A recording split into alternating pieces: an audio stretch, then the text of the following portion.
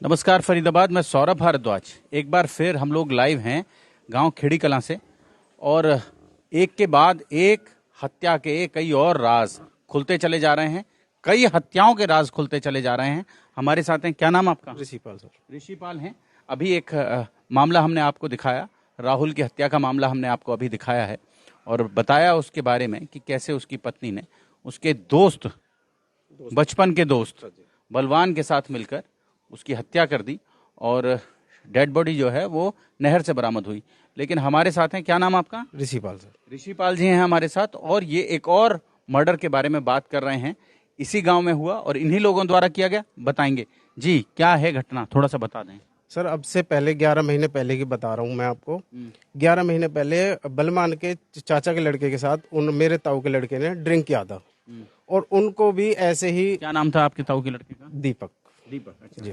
दीपक को उन्होंने उनके अंकल ने पूछा था कि हमारा लड़का तुम्हारे पास, डर के बोल दिया कि नहीं है, हमारे साथ दारू नहीं पी रहा है। और उन्होंने फिर क्या किया क्या नहीं किया, उसी रात को वो पूरी रात बाहर था। उसको मारा गया है, बहुत बुरी तरीके से मारा था। तो उसको हमने फिर ट्रीटमेंट के लिए भेजा। हम उसके ट्रीटमेंट में लग गए थे, हमने कोई एफआईआर नहीं कराई थी। उसके 10 दिन पीछे पता लग रहा है सक्के दोराहे पे यही थे, क्योंकि उनके ताऊ के लड़के के, चाचा के लड़के के साथ दारू पी थी उन्होंने। उसी के तीसरे दिन, जैसे हमारी ताई जी ने, हमने अंतिम संस्कार करने के बाद तीसरे दिन ये लोग, हमारी ताई जी जैसे गाली दे करके बोल रही थी कि मेरे बेटे को मार दिया, मेरे बेटे को खा गए। तो ये सगरा परिवार हमारी ताई के ऊपर, अकेली के ऊपर चढ़ गए थे उसको मारने के लिए कि तू हमारा नाम क्यों ले रही है। जब तुम्हारे बेटे के साथ दारू पी है उसने, तो हम किसका नाम लेंगे? हम तो सक्के तौर पर तुम्हारा ही नाम लेंगे। ये मैटर था। आज हमको अगर ये प्रशासन के थ्रू अगर ये नहीं पता लगता बॉडी, 3 दिन बाद फोन मिला था।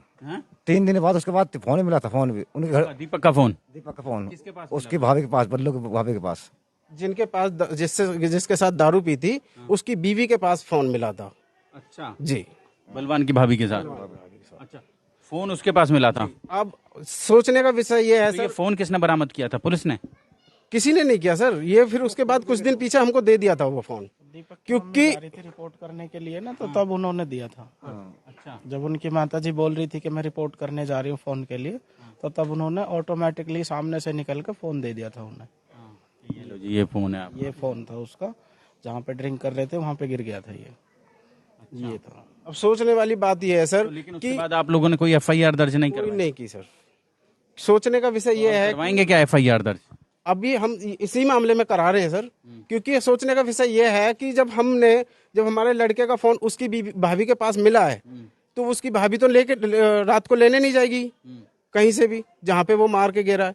वो इस बलवान ने ही ला के दिया होगा अपनी भाभी को। मतलब जो भी व्यक्ति है, जिसको भी मिला होगा उसने लाके दिया होगा। हाँ जी, क्योंकि अगर कोई और परिवार मारता है तो कोई और परिवार या तो फेंकता है या कुछ करता है उस फोन को।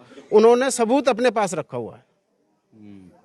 हम सबूत के आधार पे आज ये बात बोल रहे हैं। हमने आपसे पहले नहीं बोला था ये, क्योंकि हमें पता ही नहीं था। तो इस मामले में भी आप जांच चाहेंगे? जी बिल्कुल जांच चाहते हैं, निष्पक्ष जांच होनी चाहिए। हम तो ये हाथ जोड़े की कह रहे हैं। वो हथौड़े से जो पिटाई हुई थी गांव में, देखो वो 2010 की बात है। जो खुद को, जो भाई है उसका, जो अपने भाई को मार सकता हो, किसी नहीं मार सकता। किसने?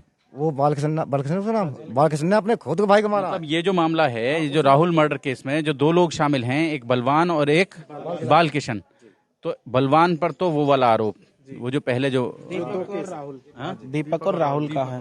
और जो बालकिशन है, पहले तो उसने अपने भाई का ही मर्डर किया था, बड़े वाले का ही। उसके बाद में कैसे क्या हुआ? जो बालकृष्ण है, जो अपने भाई को मार सकता है, किसी आदमी नहीं मार सकता। वो जो खुद को अपने भाई को मार सके तो किसी को और मार सकता है।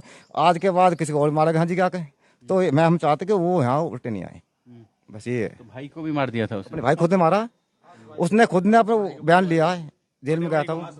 खास भाई को हथौरान से मारा था उसने 2010 में, 13 साल पहले। हाँ जी, हथौरान से मुंह। एफआईआर नहीं?